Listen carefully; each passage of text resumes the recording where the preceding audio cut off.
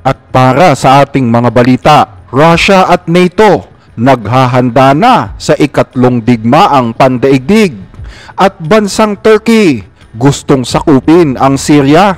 Pero bago natin umpisahan ang ating mga balita, mangyari po lamang na i-like ang video ito para sa patuloy na paghahatid natin ng ating mga updates mula sa loob at labas ng bansa. Malaking tulong po ang inyong like para sa aming mga content creator. Maraming salamat po mga kababayan.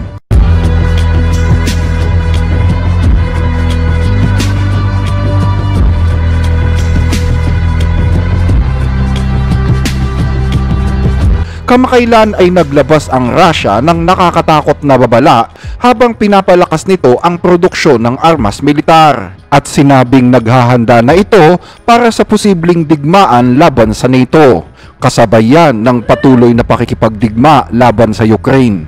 Ang pahayag na ito ay inilabas kasabay ng panawagan ni President-elect Donald Trump para sa agarang negosasyon upang wakasan ang halos 3 taon ng tunggalian. Patuloy ngayon na lumalamang ang Russia sa gerang kinasasangkutan nito sa Ukraine habang mabilis ding kumikilos ang produksyon ng mga armas pandigma. Ayon sa mga ulat, mas higit ang dami ng produksyon ng armas ng Russia ngayon kumpara noong bago mag-umpisa ang digmaan. At ngayon nga ay gumagawa na rin ang Russia ng mas maraming bala na ang dami ay higit pa sa pinagsama-samang produksyon ng mga miyembro ng NATO.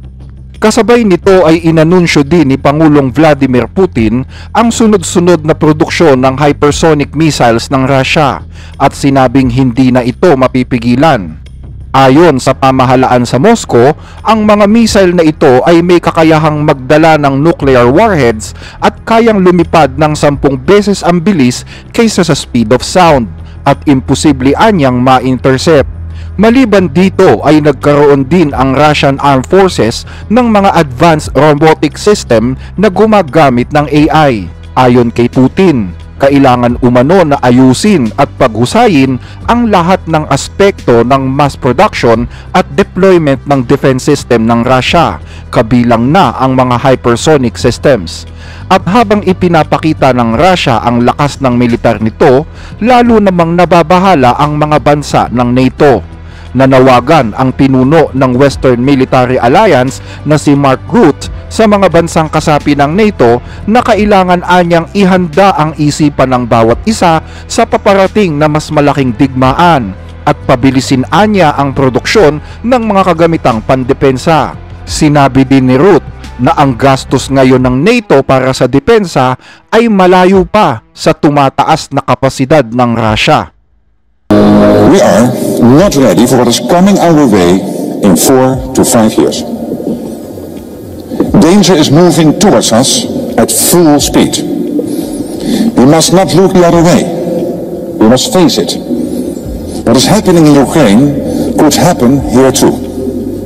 And regardless of the outcome of this war, we will not be safe in the future unless we are prepared to deal with danger. Inakusahan din ng mga Western officials ang Russia bilang utak sa likod ng tumataas na kaso ng sabotage, hacking at mga terrorist attack sa Europe at sa Estados Unidos.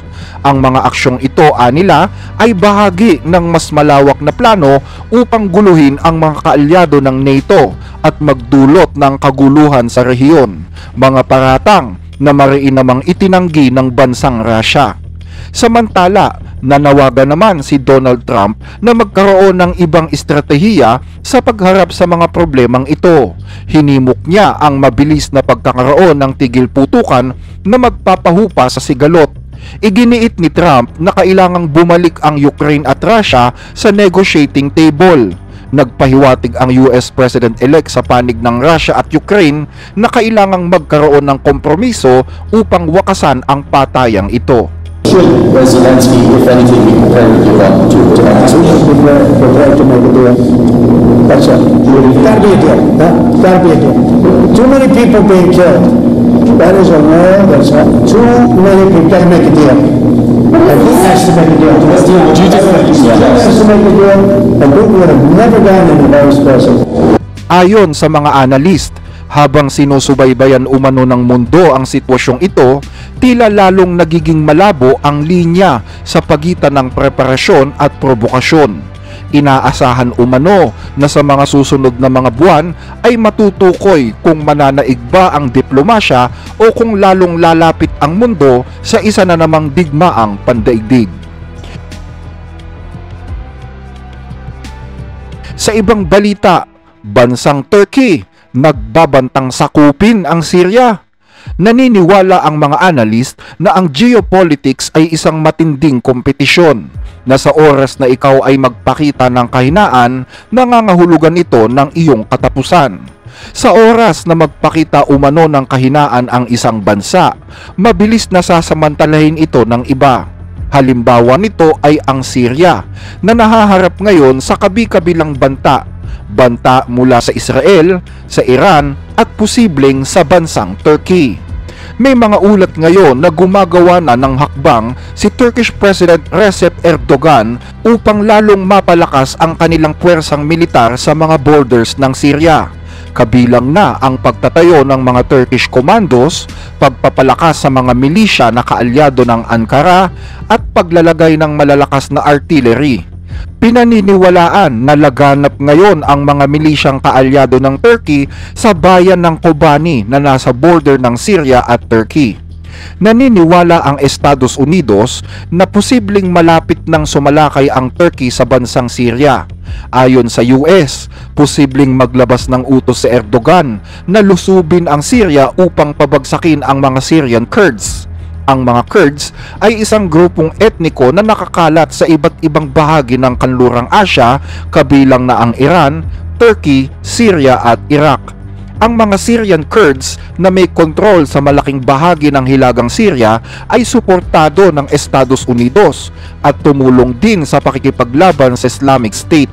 Gayunman, itinuturing ni Erdogan ang mga Kurds bilang mga terorista na kailangang harapin. Kamakailan ay sinabi ni Erdogan ang plano niyang itulak ang mga Kurds palayo sa hangganan ng Turkey. Binanggit din niya ang ideya ng paglikha ng isang buffer zone o isang neutral na lugar sa pagitan ng Turkey at Syria. Pero ngayon na nagpapalakas ng puwersa ang Turkey sa lugar, lumalaki rin ang pangamba ng posibleng pananakop ng Turkey. Ngayong araw ay nakipagpulong si Erdogan sa mga opisyal ng European Union. Pero hindi siya nagbigay dito ng malinaw na detalye tungkol sa kanyang mga plano. Gayunpaman, muling iginiit niya na hindi niya papayagang lumakas ang mga grupong itinuturing niyang terorista sa Syria. The fight against Islamic State and the Kurdistan Workers' Party militants and its extensions top the list of issues we discussed in our talks. Turkey is the only country that defeated both terrorist organizations on the ground. It is the only NATO member to do so. We will certainly not allow these organizations to grow. Dahil dito, labis ngayon ang pangamba ng mga Kurds.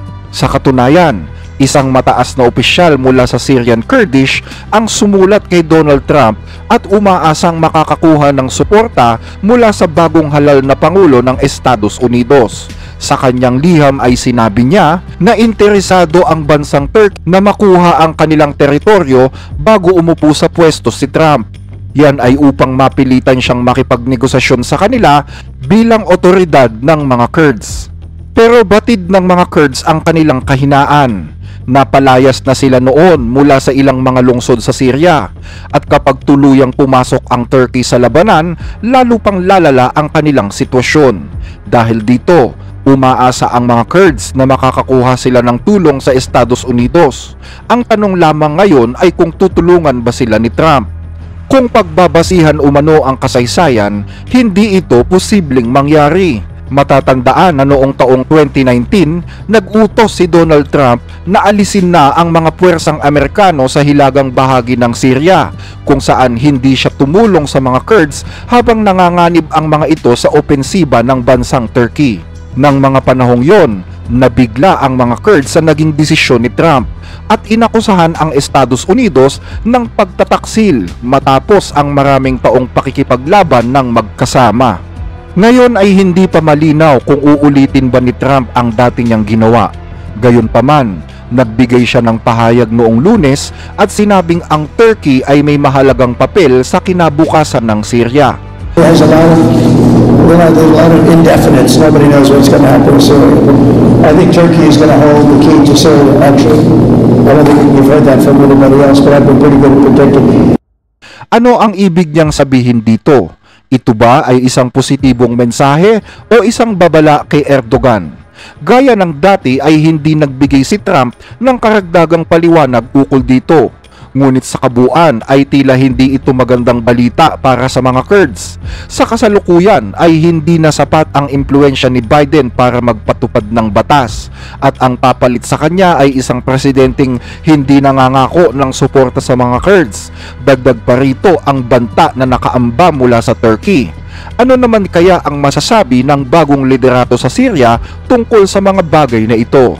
May mga ulat na nais ng rebelding grupong Hayat Tahrir Sham na bumuo ng isang inklusibong gobyerno na kikilala sa mga maliliit na grupo ng lipunan. Pero ano nga ba ang nasasabi nila sa plano ng Turkey? As for the Kurds, they are one of the components of the Syrian people, and we are very keen that this group has its rights protected. The social fabric in Syria is a source of strength and not weakness. But we affirm that we don't any part of Syria to be separated. Naniniwala ang mga analyst na may dalawang mahalagang bagay na dapat isaalang-alang dito. Una, nais ng mga rebelde na isama ang mga Kurds sa Syria. Pangalawa, hindi sila pabor sa autonomiya ng mga Kurds. Nais nila ng nagkakaisang bansa sa ilalim ng isang rehimen sa Damascus. Pero dapat anyang tandaan ng bagong liderato sa Syria na nakasalalay sa proseso ng politika kung gaano ito kainklusibo at kamakatarungan. Ang problema ngayon ay nasa mga Kurds at sa Turkey. Batid ng mga karatig bansa ang kahinaan ngayon ng Syria, kaya't unti-unti nilang hinahati ang bansang ito.